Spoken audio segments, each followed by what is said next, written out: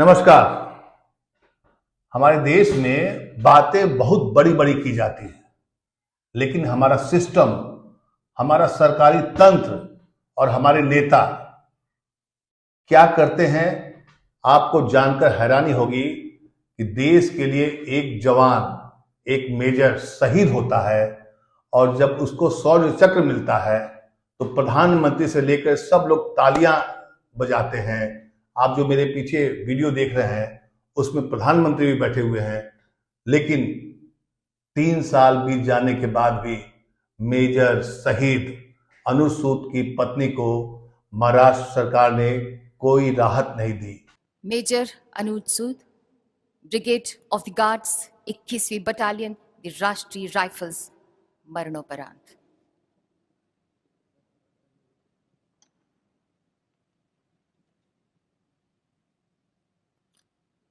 Major Anuj Sood Jammu व कश्मीर के कुपवाड़ा जिले में 21वीं बटालियन द राष्ट्रीय राइफल्स में कंपनी कमांडर के तौर पर ऑपरेट कर रहे थे।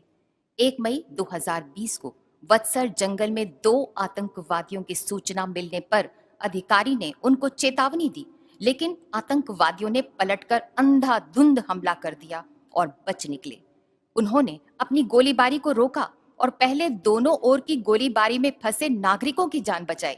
2 मई 2020 को चंजीमुला में आतंकवादियों के होने का दोबारा पता चला और उन्होंने संदिग्ध घर के नजदीक घेरे में खुद को तैनात किया। शानदार वीरता दिखाते हुए वे कमांडिंग अफसर और 3 अन्य साथियों के साथ बंधक नागरिकों को बाहर निकालने के लिए लक्षित भवन के भीतर घुसे। अपनी निजी सुरक्षा की परवाह न करते हुए वे लगातार गोली चलाते रहे और कट्टर आतंकवादियों को मार गिराया, जिससे 3 बंधक नागरिकों को बाहर निकाला जा सका। 2 बंधक नागरिकों को छुड़ाने के प्रयास में उन्होंने शारीरिक रूप से हमला कर दिया और एक स्थानीय आतंकी को घायल कर दिया। इस प्रकार 2 बंधकों की जान बचाई जा सकी। अपने वीरतापूर्ण कार्य के दौरान अधिकारी को शरीर में कई गोलियां लगी और वे शहीद हो गए। इस प्रकार मेजर अनुज सूद ने विशिष्ट वीरता और असाधारण साहस का परिचय दिया और राष्ट्र के लिए अपना सर्वोच्च बलिदान दिया। स्वर्गीय मेजर अनुज सूद की पत्नी श्रीमती आकृति सिंह सूद।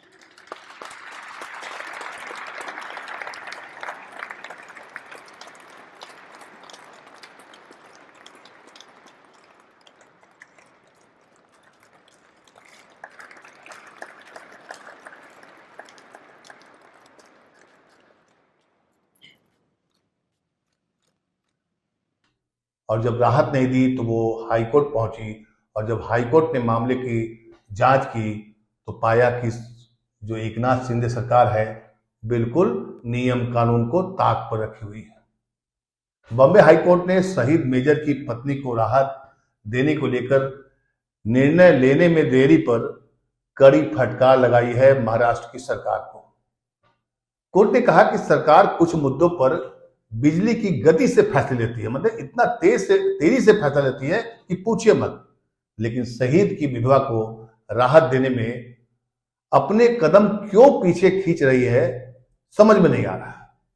इतने महत्वपूर्ण विषय पर निर्णय लेने में ये जो देरी हो रही है, कोर्ट उसको स्वीकार नहीं करेगा, मानेगा नहीं। फैसले में विलंब से सरकार की बदनामी होती है। सरकार के पास तेजी से निर्णय लेने की क्षमता है, वो चाहती तो जो मेजर को शौर्य चक्र मिला है उसको वो दे सकती थी समय रहते। और मुख्यमंत्री के लिए ये तो एक बहुत छोटा सा मुद्दा था।